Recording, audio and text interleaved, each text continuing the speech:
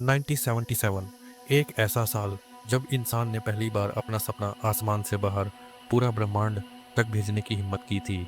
NASA ने launch किया था वॉयेजर 1 और वॉयेजर 2, दो ऐसे स्पेसक्राफ्ट जो सिर्फ मशीन नहीं बल्कि एक टाइम कैप्सूल थे।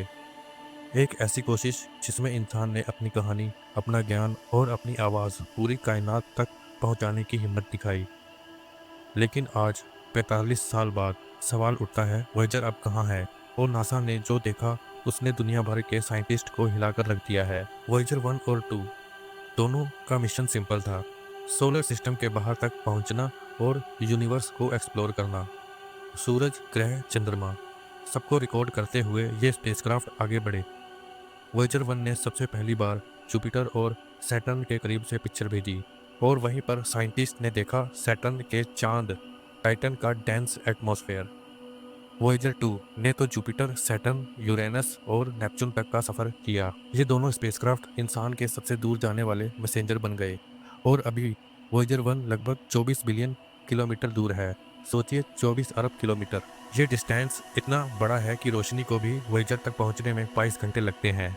2012 में नासा ने एक शॉकिंग अनाउंसमेंट किया, वॉयेजर 1 इंटरस्टेलर स्पेस में एंटर कर चुका है।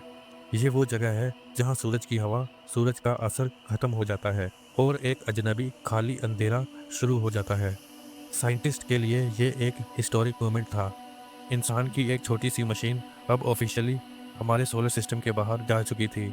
लेकिन इस अंधेरे में जो वॉयेजर ने रिकॉर्ड किया उसने सबको चौंका दिया। वॉयेजर के साथ नासा ने एक गोल्डन रिकॉर्ड भेजा था। ये एक गोल्ड प्लेटेड डिस्क थी जिसमें इंसान के बारे में सब कुछ रिकॉर्ड किया गया। बच्चे की हंसी, समंदर की लहरों की आवाज़, भारत का शास्त्रीय संगीत और 55 लैंग्वेजेस में ग्रीटिंग मैसेज। सोचिए, अगर कोई एलियन सिविलाइजेशन कभी वॉयेजर को पाएगी तो वो इस रिकॉर्ड को बजाकर इंसान को समझने की कोशिश करेगी। ये आइडिया रोमांटिक भी है और टेरिफाइंग भी। क्या होगा अगर किसी ने ये रिकॉर्ड सुन लिया? क्या हमने गलती से अपना एड्रेस यूनिवर्स को दे दिया? वॉयेजर अब एक ऐसे जोन में है जहां से हर डाटा एक रहस्य लगता है। 2012 के बाद वॉयेजर के इंस्ट्रूमेंट ने अजीब प्लाज्मा वेव्स रिकॉर्ड किए। ये सिग्नल्स नॉर्मल स्पेस रेडिएशन जैसे नहीं थे। ये ऐसे लग रहे थे जैसे किसी ने बाहर से नॉक किया हो। साइंटिस्ट ने पहले कहा यह सिर्फ नेचुरल कॉस्मिक रे है, लेकिन फिर एक और स्ट्रेंज चीज मिली। वॉयेजर के सेंसर ने एक हम गूंजने जैसी साउंड रिकॉर्ड की जो बार बार रिपीट हो रही थी, जैसे स्पेस के अंधेरे में कोई बैकग्राउंड म्यूजिक चल रहा हो। और सबसे शॉकिंग बात, ये साउंड हमारे सोलर सिस्टम में कभी रिकॉर्ड नहीं हुई थी।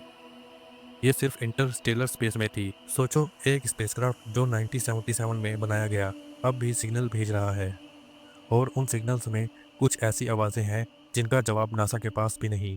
ये आवाज़ क्या सिर्फ प्लाज्मा का नेचुरल साउंड है या फिर किसी और सिविलाइजेशन की निशानी? नासा ओपनली एलियंस का नाम नहीं लेता, लेकिन साइंटिस्ट के दिमाग में एक ही सवाल है, क्या हम अकेले हैं?